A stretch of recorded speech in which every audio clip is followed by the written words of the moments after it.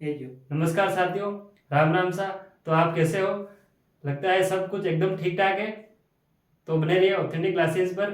और आप इस वीडियो को जरूर लाइक और शेयर और सब्सक्राइब जरूर करना, और आगे से आगे शेयर भी करना। कम से कम आप 5-5 लोगों को जोड़ोगे तो भी बड़ा परिवार बनेगा, और मेरे को भी पढ़ाने में मजा आएगा और आपको भी मजा आएगा। तो देखिए, आज हम पढ़ रहे हैं राजस्थान का इतिहास। तो इस इतिहास को हम किस तरह पढ़ेंगे, आगे कौन कौन सी कक्षा पहले आएगी, तो देखते हैं। भारत के इतिहास को हमने 3 भागों में विभाजित किया है। उसी प्रकार राजस्थान के इतिहास को भी हमने 3 भागों में विभाजित किया हुआ है। पहला है प्राचीन प्राचीन राजस्थान का इतिहास। प्राचीन मतलब पुराना। पुराना कितना? 2000 वर्ष पूर्व, 4000 वर्ष पूर्व। तो उस समय मानव की स्थिति कैसी थी और वो कैसे जीवन यापन करता था, उसकी संस्कृति कैसे थी, सभ्यता कैसे थी, वो रहन सहन सोच विचार कैसे थे, तो उसके बारे में हमें जानकारी मिलती है। तो यह जानकारी 4000 वर्ष पूर्व थी, तो अब हमें यह कैसे मिलती है, तो इसके बारे में देखते हैं। राजस्थान का इतिहास प्राचीन, तो उसमें सबसे पहला टॉपिक आ जाता है सभ्यता, जो कि हमने पूर्व की कक्षा में पढ़ चुके हैं। सभ्यता में ताम्र युगीन आ जाएगी, आगे कांस्य युगीन, पाषाण युगीन, जो भी है वो आपको कंठस्थ याद करनी है। सभ्यता के बाद में आ जाएगा शिलालेख। प्राचीन समय में जब मानव ने सोचा कि हमारे इतिहास को किस प्रकार संग्रहित रखे कि आने वाले लोग हमें याद करें और हमारे बारे में जाने, तो उन्होंने उस समय ना तो कोई कागज था, तो उन्होंने शिलाओं पर जो लेख लिखे थे वो अपनी भाषाओं में लिखे थे। तो उसी से अब हम उसे पढ़ते हैं, जो भी शिलाओं पर लिखे हुए इतिहास को, तो उसे हम शिलालेख के रूप में पढ़ते हैं। और सिक्के सिक्के भी हमें प्राचीन समय के राजा महाराजाओं की सीमा और इतिहास के बारे में जानकारी देते हैं, तिथियों के बारे में जानकारी देते हैं। तो ये भी रियासतों के सिक्के भी हमारे प्राचीन समय के इतिहास में आ जाएंगे, जो हम राजवंश के साथ साथ शिलालेख और सिक्के को पढ़ेंगे, जबकि हम सभ्यता पढ़ चुके हैं अलग से।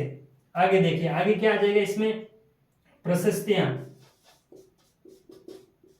प्रशस्ति जो राजा महाराजाओं के काल में, मतलब वीर रस युक्त जो भी उनके जीवन के बारे में कहा जाता था, वो सभी प्रशस्ति में आ जाता है। तो बढ़िया बढ़िया प्रशस्ति भी है, बड़ी बड़ी भी है, वो लगभग एग्जाम में सभी में पूछी जाती है, 1-2 प्रश्न बन जाते हैं। तो इनको भी हम राजवंश के साथ साथ इसको भी हम पढ़ लेंगे। इसके बाद आ जाता है साहित्यिक ग्रंथ। साहित्यिक ग्रंथ में क्या होता है कि पुराने समय के जो युद्ध थे वो हमें सपने में तो याद नहीं आते हैं, तो उसको हम किस तरह पढ़ते हैं कि जो प्राचीन काल में जो लोग थे उन्होंने ग्रंथ लिख दिए थे, तो उससे हमें जानकारी मिलती है कि उस समय क्या हुआ था, किन किन के बीच में युद्ध हुआ था। तो ये साहित्यिक ग्रंथ आ जाते हैं। तो इसमें कौन कौन से साहित्यिक ग्रंथ आएंगे? तो सबसे पहले आ जाएगा जैन, उसके बाद में फारसी, राजस्थानी आदि। इसमें और राजस्थान में आ जाएगा रासो। तो बहुत सारे रासो है, तो रासो के भी प्रश्न बहुत बार एग्जाम में पूछे जाते हैं। तो ये भी हम साहित्यिक ग्रंथ में देख लेंगे, जो कि राजवंश के साथ साथ चलेंगे। तो ये हो जाता है हमारा प्राचीन राजस्थान का इतिहास, जिसमें हमने सभ्यता पढ़ ली है। ये कुछ टॉपिक है, शिलालेख, प्रशस्ति, साहित्यिक ग्रंथ, जो कि हम राजवंश के साथ साथ पढ़ लेंगे। तो दूसरा आ जाता है मध्यकाल का इतिहास।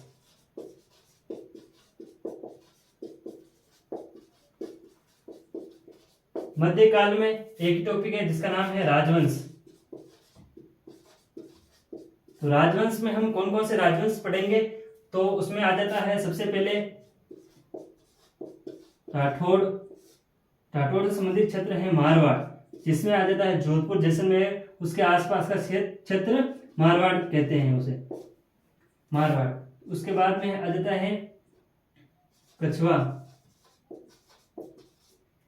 जो कि आमेर का आसपास का क्षेत्र था। इसके बाद आ जाता है गोहिल मेवाड़ वाला क्षेत्र, जो कि राजसमंद, उदयपुर, चित्तौड़ के आसपास वाला क्षेत्र था। तीसरा है चौहान, जो कि सपाद वृक्ष। इसके बारे में आगे हम और ज्यादा जानकारी प्राप्त करेंगे। ये सपाट नागौर और अजमेर का आसपास का क्षेत्र था।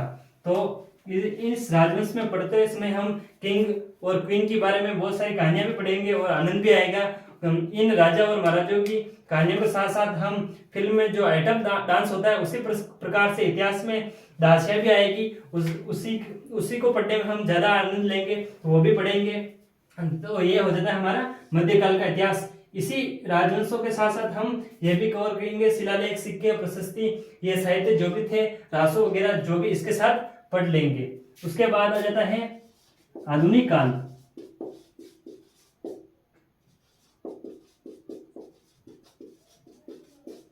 इस आधुनिक काल में ये जब राजा महाराजा पहले मतलब सोने की चिड़िया कहते थे भारत को, तो उसी समय विदेश से ब्रिटेन से जो अंग्रेज और फ्रांस से बहुत सारे लोग आए। तो उसी समय लगभग 1760 के आसपास वांडीबास का युद्ध होता है। उसमें ब्रिटेन का कैप्टन और वो फ्रांस के बारे में दोनों आपस में लड़ते हैं।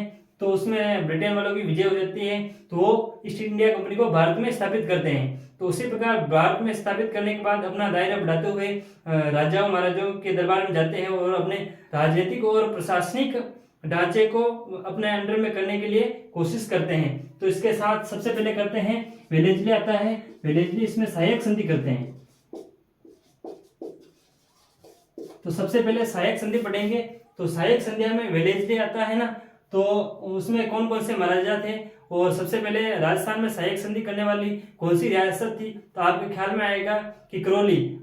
तो आप अगर एग्जाम में यही करोगे तो आप वहां रोलोगे, क्योंकि वहां भरतपुर होगा। तो सहायक संधिया सबसे पहले आएगी। उसके बाद में अधीनस्थ संधिया।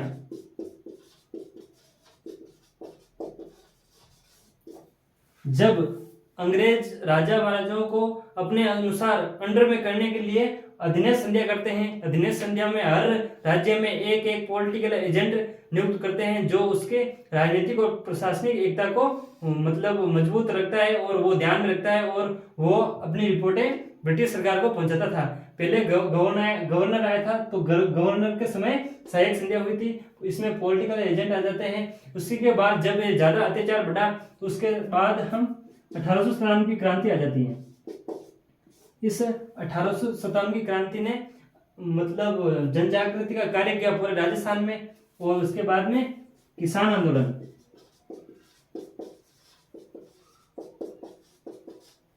किसान आंदोलन में बहुत सारे बड़े बड़े नेता जो स्थानीय थे, जैसे कि विजय सिंह पथिक है, आगे मतलब ये गोविंद गुरु, ये मतलब जन जागृति के कार्य करते थे। तो आगे इसी में और आ जाएगा जनजातीय आंदोलन।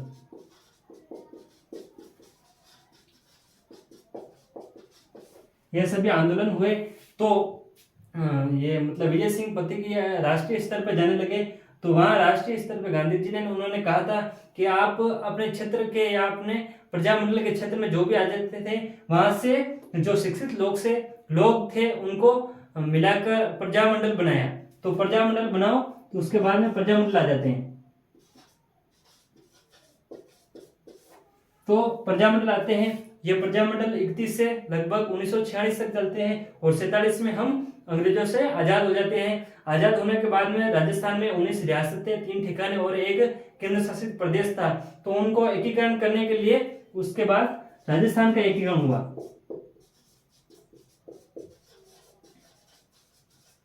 इस एकीकरण के साथ साथ हम कुछ टॉपिक और भी है जो इनके साथ साथ आ जाएंगे, जैसे कि समाचार पत्र। एक और है संगठन, जैसे कि मारवाड़ संघ, सर्वहितकारी सभा, ये जितने भी वीर भारत सभा, ये सब संघ है जो इनके किसान आंदोलन इनके साथ ही हम पढ़ लेंगे। एक हो जाएगा समाचार पत्र, दूसरा हो जाएगा संगठन, और जो एक और आ जाएगा व्यक्तित्व। ये सभी इनसे लगभग प्रश्न आते हैं हर एग्जाम में, तो हम इसके साथ इसको भी पढ़ लेंगे। तो इस प्रकार हम पढ़ेंगे। तो अगली कक्षा जब भी होगी तब उसके बाद हम राजवंश पढ़ेंगे। सबसे पहले राजवंश चौहान पढ़ेंगे, इसके बाद में राजपूतों की उत्पत्ति कैसे हुई, उसके बाद में मत भी जानेंगे जरूर। तो अगली क्लास में जरूर बने रहिए। धन्यवाद।